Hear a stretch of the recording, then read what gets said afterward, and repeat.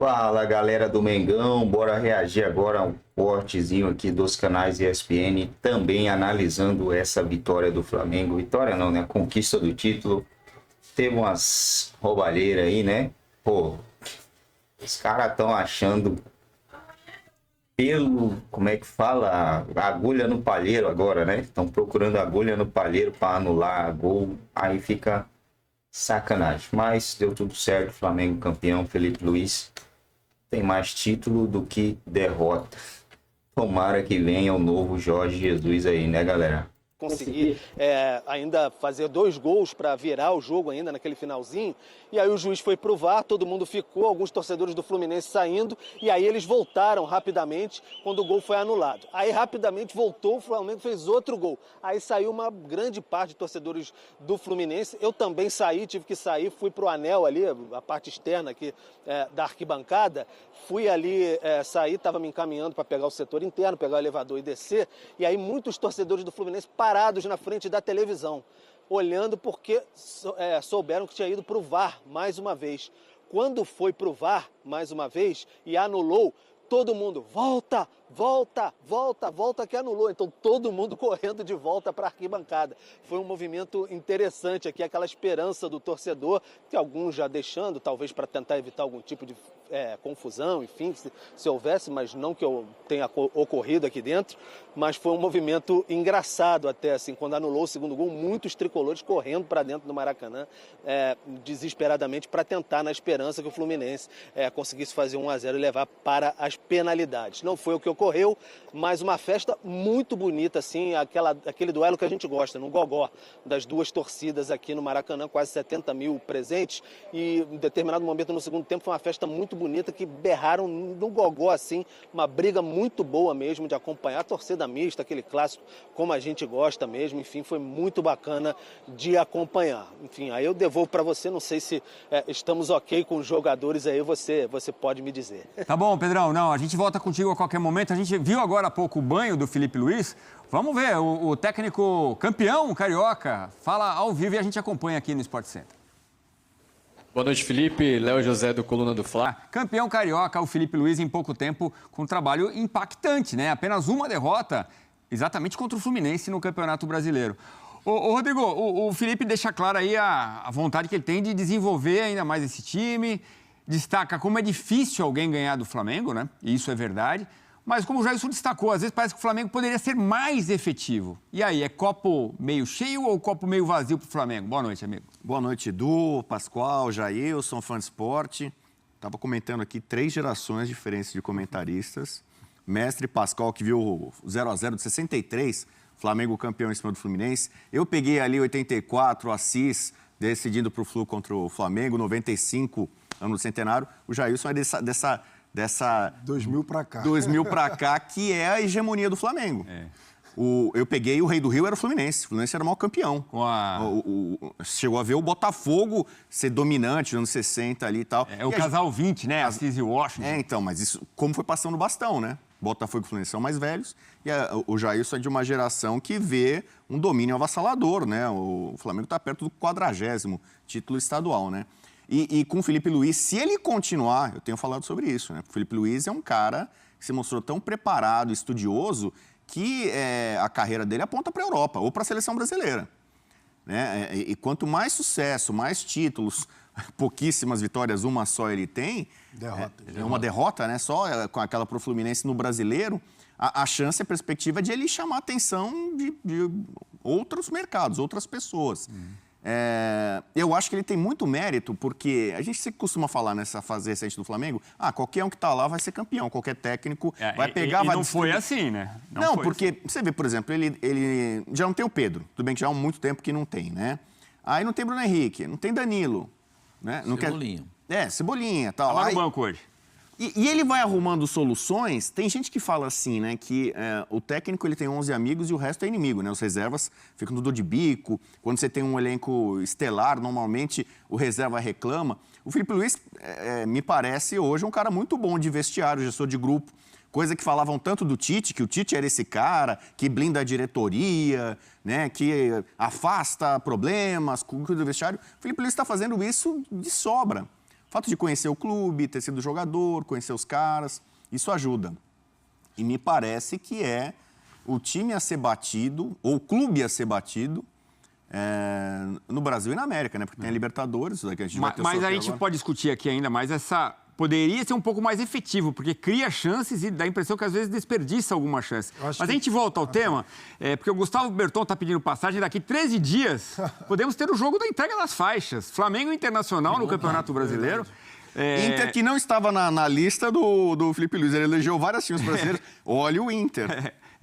Realmente. Evitando o octa do rival Grêmio e comemorando, dizendo que só ele consegue. Vamos lá. Pro gramado do Beira-Rio, Gustavo Berton. A questão de poder chamar o árbitro e sugerir revisão. Então é aquele negócio, mas foi sem querer, faz parte do jogo. Mas para a arbitragem, esse tipo de lance, a hora que o jogador cai em cima da perna do adversário, mesmo sem querer, e ele impede o avanço do adversário, é falta. E aí, por mais que a gente concorde ou não com a regra, com as orientações, eu vejo um gol bem anulado dentro do que é a orientação que a arbitragem recebe.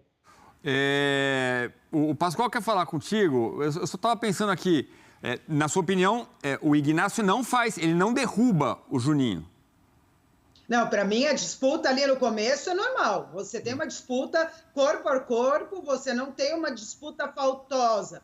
A hora, qual é o momento que ele derruba o adversário? A hora que ele cai, e aí, a hora que ele cai em cima da perna. E aí ele não permite o jogador prosseguir na jogada. E por isso é caracterizado infração, imprudente. Entendeu? Imprudente na regra é agir sem precaução. É esse momento aí, ó. Tanto que é o momento que o VAR mais mostra para o árbitro. É o momento que o jogador do Flamengo cai em cima da perna do jogador do Fluminense. Porque dentro das características, das orientações, isso é agir sem precaução, sem atenção, e aí eles consideram uma falta imprudente. Renata, boa noite para você. A disputa vem o jogador do Fluminense segurando por cima o jogador do Flamengo, aqui no ombro. O jogador do Flamengo virando o corpo e apoia a mão dele na perna do jogador do Fluminense. E quando eles giram, é inevitável que eles vão cair. Porque eles estão girando o corpo. Quando a bola vem, eles estão girando um para atacar e o outro para defender. Quando eles giram o corpo, ali é inevitável. Isso, para mim, isso é choque de futebol, choque do jogo. Um está buscando tomar a bola do adversário e o jogador do Flamengo está tentando girar o corpo para tirá-lo da jogada. Se eles vão cair onde vão cair, não dá para escolher onde vai cair. Infelizmente, o futebol é feito de contato. E esse contato existiu, mas existiu de uma maneira em que os dois colaboraram para o contato. Para mim não aconteceu rigorosamente nada, isso é uma disputa normal de bola. Eles estão disputando uma jogada. E na disputa da jogada, um vem com o braço para girar o corpo e tomar a bola, tomar a frente, o outro com o braço para girar e buscar o campo ofensivo. É inevitável que eles vão cair ao choque. Para mim, o jogo segue normalmente, não tem sem querer, não tem a intenção, não tem um está provocando o outro para tirar, para provocar a falta. Para mim é uma jogada absolutamente normal. Eu vejo esse tipo de jogada 40, 50 vezes por semana. Então, para mim não aconteceu nada. Caiu o Ignacio. Aliás, quem contratou o Ignacio? Fez uma volta aqui, passou para lá e a bola acabou sobrando para o jogador do Flamengo para entrar na área e fazer o lançamento. Para mim, zero. Não vejo. Eu concordo com as suas palavras, é gesto técnico, a intenção e tal. Mas para mim isso é zero. Isso é disputa de bola numa partida de futebol. O Rei, chama atenção que acho que na Europa a gente não vê esse lance sendo marcado, né? Então, é aquilo que eu falo. A gente entra naquela questão que a gente fala muitas vezes. O que é questão de jogo, o que é entendimento de jogo, o que é falta, o que não é, o que é interpretativo. E aí, é aquilo que eu falei, a gente já viu, e eu já vi muitos pênaltis até serem marcados, e na Europa também, de jogador cair, e aí cair na perna do adversário e ser marcado falta e ser marcado pênalti. Agora, eu entendo quando o Pascoal fala perfeitamente que é você entender a dinâmica do jogo, que é você entender o que é uma disputa de bola, o que é você entender que aquilo faz parte da partida. E aí a gente entra naquela questão que a gente já cansou de falar também, que falta muitas vezes não só para a arbitragem, mas para quem orienta, né? Para quem passa as regras para a arbitragem, para quem faz regra, para quem orienta, o entendimento maior do jogo. Então, é aquilo que eu falo, eu não crucifico a arbitragem num jogo, num lance desse, por marcar a falta, porque está dentro daquilo que muitas vezes ela recebe de orientação e ela recebe ali no aprimoramento, na aula, no curso, no feedback que a arbitragem recebe. Então, eu não crucifico a arbitragem, mas eu já falei várias vezes que eu tenho aquela questão gigante de que precisa, sim, de um maior entendimento do jogo por parte de quem orienta, principalmente. Essa mulher sabe de nada, irmão. Essa mulher puxa saco do Palmeirinha. Principalmente, não só dos árbitros. O gol anulado do Gonçalo Plata, o segundo foi do Michael, né? O segundo não tem discussão. Estava impedido, factual, né? Tem um ombro na frente, o segundo eu não vou discutir. Apesar de que da linha também, né? Apesar de que eu tenho um questionamento a respeito disso, por quê? Porque na linha do futebol carioca, o futebol carioca é diferente dos outros estados. A linha do defensor, ela é o dobro da linha do atacante, para exatamente provocar a chamada mesma linha. Para evitar esse negócio de que tá o bico da chuteira na frente, um calça 44, outro calça 43, e aí fica um bico na frente e está impedido. Às vezes o cara põe o pescoço assim para o lado, acaba aparecendo um pouquinho do topete do cidadão e acaba marcando a falta. Mas nesse lance aí, ó, tem uma marca e para mim eu acredito que ele está na posição de impedimento. O Juninho está na posição de impedimento, ponto. Mas do primeiro, não consigo me convencer. O que me chama a atenção no primeiro ali é porque eu concordo com o Pascoal no seguinte... Porque o zagueiro tá com a mão, tá com o braço por cima. Isso é normal. E o cara que tá, o referência, o atacante, quando ele geralmente tá se protegendo do defensor, ele bota a mão para trás e geralmente ele vai segurando a blusa do adversário. Tu vai segurando a blusa assim para justamente tu ter o controle de onde o cara tá. E aí é gestão de espaço. E era isso que o Juninho estava fazendo ali. Ele estava segurando, sim, o Ignacio, para justamente com gestão de espaço. Aí ele tá me segurando em cima, mas eu vou conseguir girar. Se ele continuar vindo para cima de mim, eu vou conseguir girar. E para mim foi isso que aconteceu. E aí eu entendi o que a Renata falou, mas o Ignacio estava segurando assim por cima e o Juninho faz o giro. E aí onde o Juninho vai cair é inevitável. Nessa eu estou com o Pascoal. É inevitável, ele vai cair, ele está, enfim, tá se enrolando ali com o adversário. Eles vão cair. Acabou caindo na perna, só que o giro do Juninho, na hora que ele cai, ele já cai no sentido, o Ignacio, ele cai para a lateral e o Juninho já gira na direção da bola. E aí faz toda a diferença, que o Juninho continua indo na direção da bola e tu vê que o Ignacio só foi chegar no Juninho ali quando ele já tinha tocado a bola pro Plata. Mas enfim, eu também não vejo como falta. Agora, 2 gols anulados no final da partida. Imagina se o Flu leva para os pênaltis, hein? Ia ser uma loucura. Você quer conversar com a Renata alguma coisa, Rodrigo? A Renata já sabe, né? Eu participei do programa com ela, falou que eu tenho o meu padrão Premier League de arbitragem, né? Então, o padrão Premier League, isso aí segue o jogo, não foi absolutamente nada. São 2 jogadores pesadões, né?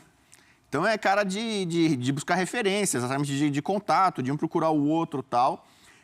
E uma certa lentidão para recuperação. O Juninho foi rápido, né? Levantou, seguiu. E o Ignacio, para mim, mostrou uma vontade grande de cair também, entendeu? Porque ele é grande, ele é pesado. Acho que ele tentou aproveitar um pouco a situação, viu que ele levou a pior, né, esse jogo. Então, eu não daria nada. Mas, dessa vez, foi digamos assim, né, um lance que acabou não interferindo no vencedor do confronto, né? No caso, o campeão Flamengo.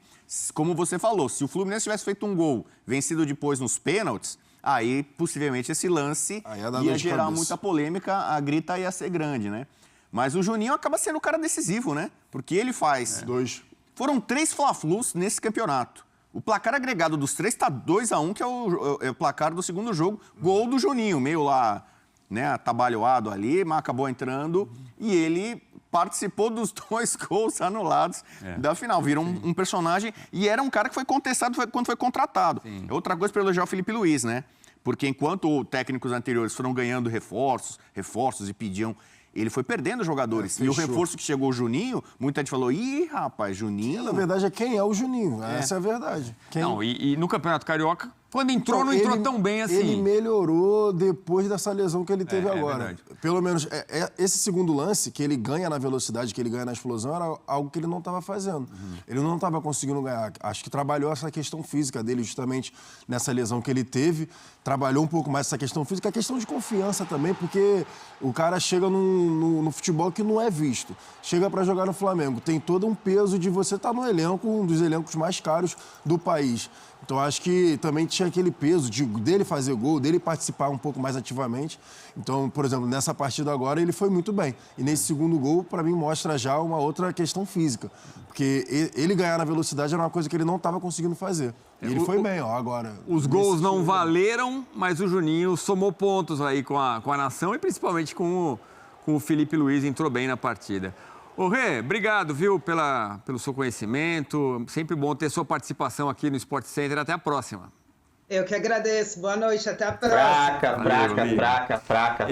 E o Arrascaeta também, me parece que evoluiu do primeiro jogo para esse, né? Muita gente achou que ele ficou devendo no primeiro jogo, já entregou mais esse domingo, né? Vou te falar, desse time do Flamengo, para mim, desses dois jogos da final, quem entregou e ainda vai precisar continuar entregando foi o De La Cruz. Para mim, foi o cara que jogou bem. De La Cruz jogou bem no primeiro jogo, porque teve toda essa questão de lesão também que ele está tendo. Ele não... Evoluiu. Evoluiu, exatamente. Não teve sequência. Foi interrompido algumas vezes na temporada passada. Nessa temporada também está sendo muito cobrado. E aí o Felipe Luiz até brincou, deu uma entrevista falando, ele vai me agradecer depois. Vai me agradecer que eu estou segurando, vou dar uma minutagem para ele depois. E intensidade, roubada de bola, trabalhando com as duas pernas, tentando acelerar quando tem que acelerar, jogando curto quando tem que jogar curto, virando o jogo quando tem que virar, enfim. Eu acho que nessas duas partidas de final mesmo, o De La Cruz cresceu muito de produção. O Arrascaeta no primeiro jogo ainda um pouco abaixo, né? Eu acho que o Arrascaeta... Tem que ver como vai ser a sequência da temporada do Arrascaeta, né? Porque geralmente ele não consegue jogar o ano todo.